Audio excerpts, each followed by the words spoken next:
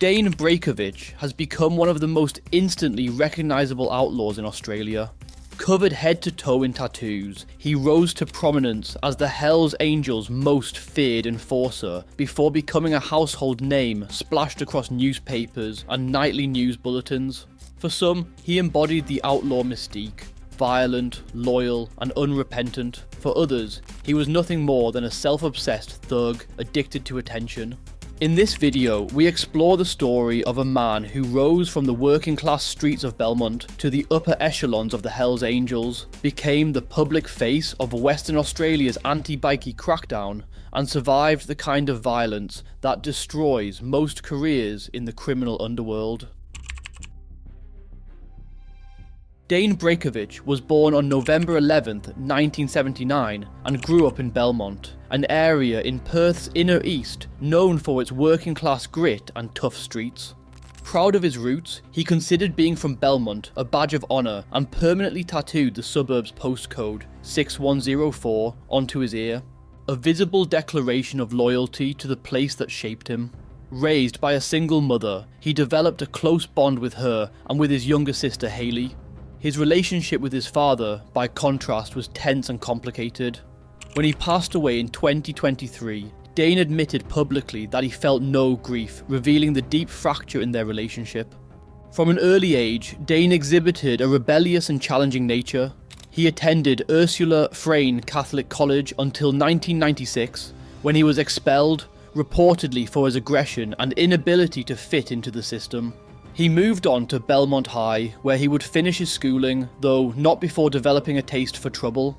It was here that he crossed paths with Tristan Bam Bam Albury, a future member of the rival Fink's bikie gang. The two quickly became arch enemies in high school, clashing violently on several occasions. One notable incident saw Tristan land a powerful uppercut that bent Dayne's nose at a party in Carlisle. Tristan would spend much of his adult life in prison, reflecting the intensity of the paths both young men had set for themselves.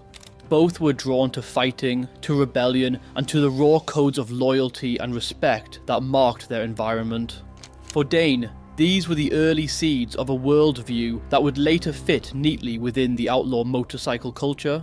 Loyalty above all else, respect earned through violence, and identity cemented by the ability to stand tall in conflict.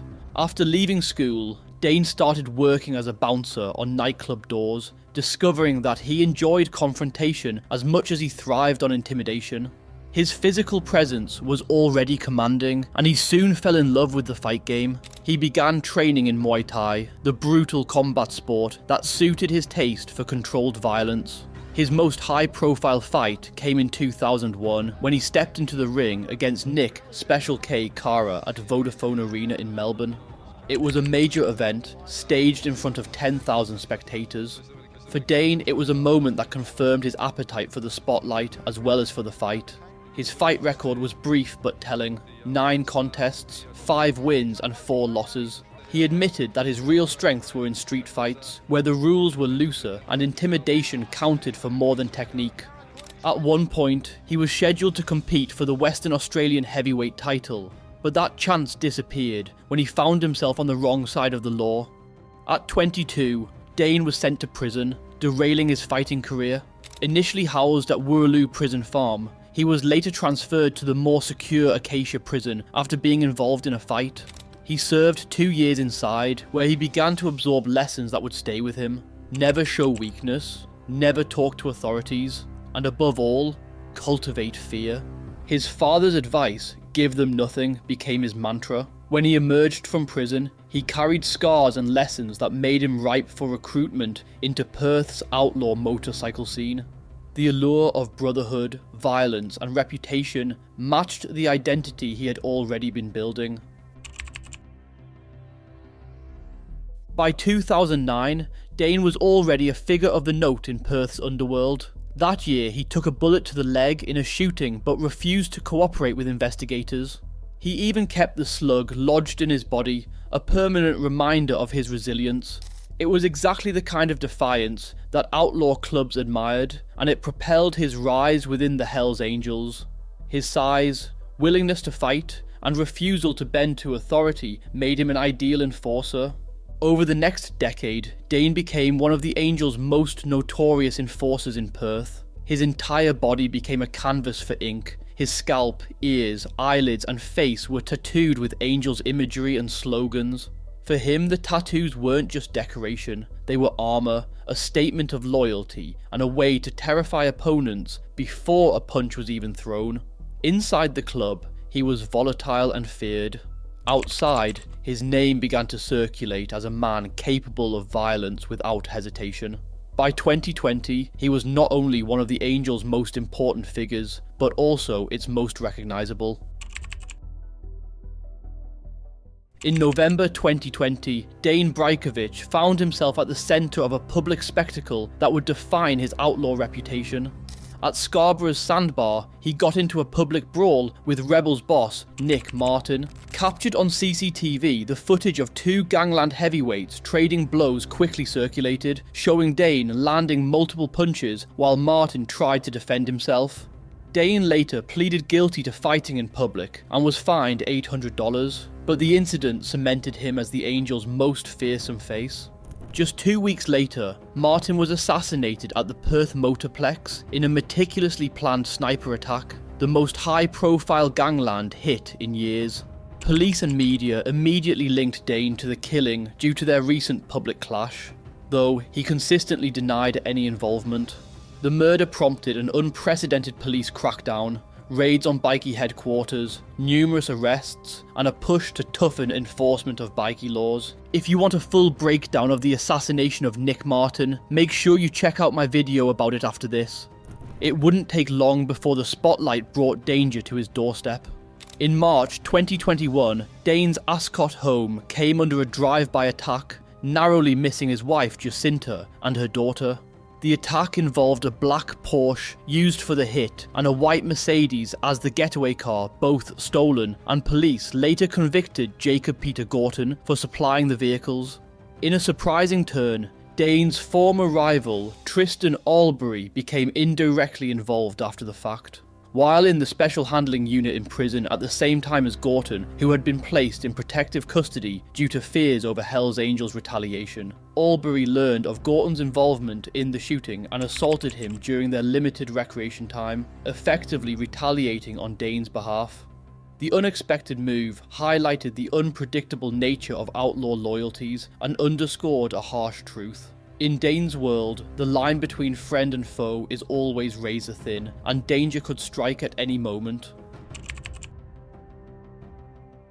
In 2022 came the unthinkable. Dayne was expelled from the Hells Angels, the club that he had tattooed across his face and body. The brotherhood that had defined his life stripped him of his patch. Reports suggested that his expulsion followed escalating internal tensions, culminating in an alleged attack on the club president, a confrontation that sealed his fate. For a man who had built his identity around the Angels imagery, it was a devastating blow. While some expelled bikies are forced to cover or remove their tattoos, Dayne refused. His body remained a billboard for the club, even if he no longer wore the colours. He insisted he was still proud of his past and had no regrets, but the rupture left him exposed. Without the protection of his former allies, he was more vulnerable to rivals and more isolated in the underworld. In March 2023, Dayne made headlines in the fallout from the Perth Mint gold doping scandal. The ABC's Four Corners investigation revealed that in June 2022, Dayne purchased $27,000 worth of gold at the Perth Mint using only a driver's license as identification. Despite being a high-risk customer due to his criminal background, no enhanced background checks were conducted. This transaction highlighted systemic failures at the government-owned mint and drew national attention, particularly because the mint had already been under scrutiny for gold purity issues with exports to the Shanghai Gold Exchange. While there has been no suggestion that the funds Dayne used were illegitimate, the lax compliance procedures raised serious questions about Australia's anti-money laundering regime and the Perth Mint's accountability. Dayne's gold was on full display as he appeared briefly before the Western Australian Residential Tenancy Court in a civil matter. The specifics of the case remain closed to the public, but his presence did not go unnoticed. He entered the courtroom in a red tracksuit, accompanied by his wife Jacinta Hill, who wore an electric blue pantsuit. Around his neck rested his signature gold chain, valued at approximately $216,000, while his wrist carried a gold bracelet worth about $103,000. On his hands, Dayne displayed 8 16-carat gold rings. On one hand, the rings spelled Cena, a tribute to Jacinta, his wife. On the other, the ring spelled hate, which he once explained to the West Australian as being a simple statement: hate is hate. Together, the ensemble of gold jewellery has been appraised at several $100,000 and has become his personal trademark. While the civil tenancy matter was brief and its details remain sealed, Dayne is simultaneously facing more serious criminal charges. He is accused of storming a Cloverdale property in October 2024, allegedly threatening tenants with a knife as they attempted to move back into the residence. Prosecutors claim that during the incident he demanded a bond payment, despite the bond already having been paid. As a result, he faces 7 criminal charges and is due to return to the Perth Magistrates Court in August. The tenancy court appearance raised speculation about whether the civil matter was related to the same Cloverdale property, but no public confirmation has been made.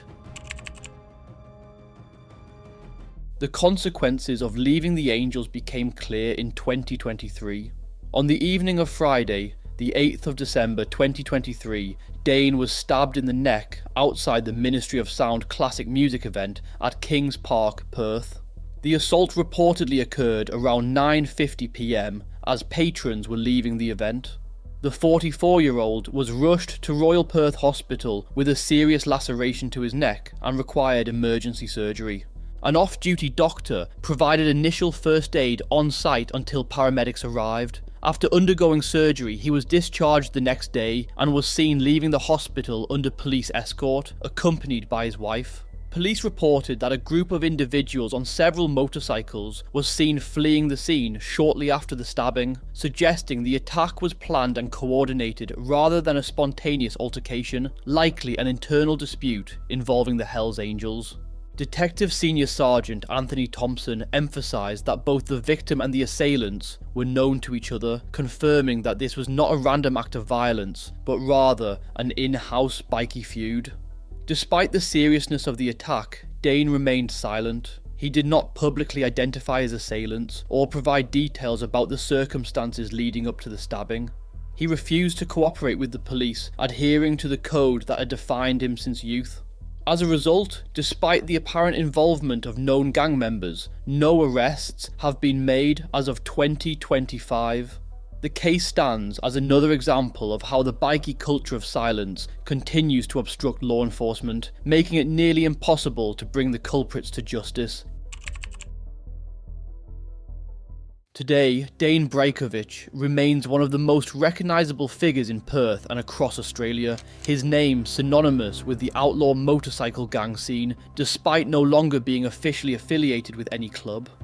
Over the years, Dayne has carefully cultivated a larger-than-life persona that continues to captivate both the media and the public. His image keeps him in the spotlight, and he occasionally surfaces in news reports, often sparking debate over the state's anti-insignia and anti-consorting laws.